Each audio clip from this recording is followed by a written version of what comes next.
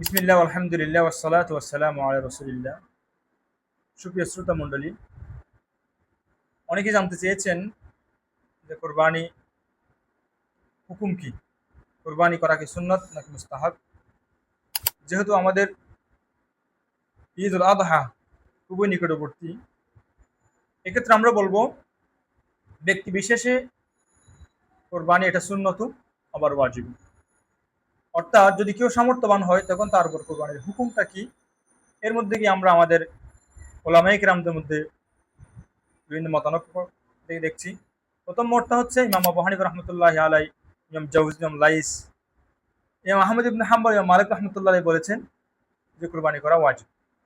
অর্থাৎ কারো যদি সামর্থ্য থাকে কোরবানি করার, তাহলে তার কোরবানি করতেই হবে, না করলে গুনাহ হবে। অপর দিক দিয়ে ইমাম শাফিঈ রাহমাতুল্লাহি আলাইহি এবং ইমাম মালিক রাহমাতুল্লাহির অন্য একটা মতামত অনুযায়ী কোরবানি করা হটা মুস্তাহাব।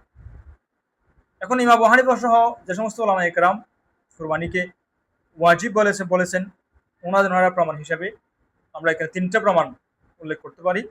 প্রথমত হচ্ছে সূরাতুল কাউসার। সূরাতুল কাউসারের 2 নম্বর আয়াতের মধ্যে আল্লাহ পাক রব্বুল আলামিন বলেন, বা'দা আউযু বিল্লাহি মিনাশ শাইতানির রাজিম, ফাসাল্লি লিরাব্বিকা ওয়ানহার। ফাসাল্লি, আপনি নামাজ পড়ুন, লিরাব্বিকা, নিজের প্রভুর জন্য, ওয়ানহার, ইনহার, নাহারা ইয়ানহার, এর অর্থ হচ্ছে জবেহ করা, কুরবানি করা। আর্থিক যে আমাদের যে অর্থ রয়েছে, যে পশু রয়েছে, এগুলোকে জবেহ করা। তাহলে ওয়ানহার এটা হচ্ছে সিগাতুল আমর, ওয়াসিগাতুল আমর তুফিদু লিল উজুব। সিগাতুল আমর এটার মাধ্যমে উজুব বোঝায়। তাহলে এজন্য উলামায়ে কেরামরা বলেন বা হানাফি মাযহাবরা বলেন যে কুরবানি করা ওয়াজিব। এক নম্বর দলিল। 2 নম্বর দলিল, যেটাকে হাদিস আবু হযরত আবু হুরায়রা রাদিয়াল্লাহু আনহু থেকে বর্ণিত, ইমাম আহমদ এবং ইবনে মাজাহ দুজনেই হাদিসটা বর্ণনা করেছেন। ইমাম হাকিম রাহমাতুল্লাহি আলাইহি হাদিসটাকে সহিহ বলেছেন। রাসূল সাল্লাল্লাহু আলাইহি ওয়াসাল্লাম বলেন, মান ওয়াজাদা সাআতান ওয়া লাম ইউদাহি ফালা ইয়াকরাবু মুসাল্লানা। রাসূল বলেন, যে ব্যক্তির সামর্থ্য হয়েছে কুরবানি করার মতো, তার সামর্থ্য রয়েছে কিন্তু সে কুরবানি করে না, রাসূল বলেন ফালা ইয়াকরাবু মুসাল্লানা, সে যেন আমাদের ঈদগাহের পাশে না আসে। অপর এক হাদিসের মধ্যে এটাকে ইমাম আহমদ ইবনে মাজাহ রাহমাতুল্লাহি বলেছেন এবং ইমাম আলবানী রাহমাতুল্লাহি আলাইহি এই হাদিসটাকে হাসান বলেছেন।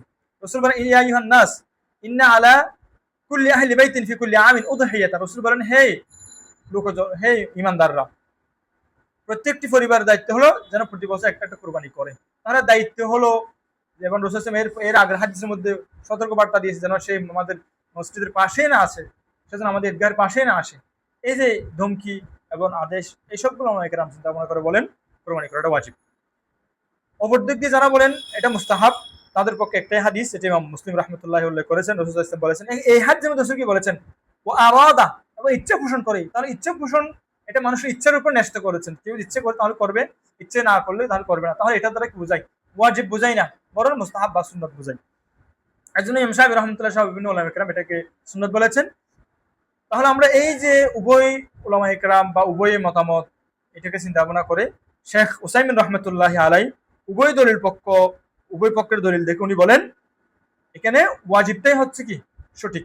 কারণ যে সমস্ত উলামায়ে কেরাম এটাকে সুন্নাত বলেছেন, তারা বলেন যদি কারো সামর্থ্য থাকার পরেও কোরবানিটা না করে, তাহলে তার একটা মাকরুহ হয়ে যাবে, মানে সে তার গুনাহ হয়ে যাবে, কবিরা গুনাহ হলে সাগীরা গুনাহ হয়ে যাবে।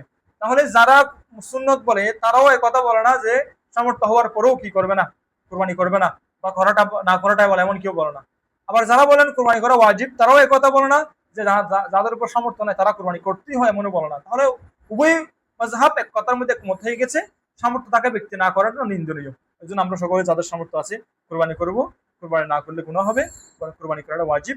আল্লাহ পাক সকলকে আমল করতে তৌফিক দান করুন। আসসালামু আলাইকুম।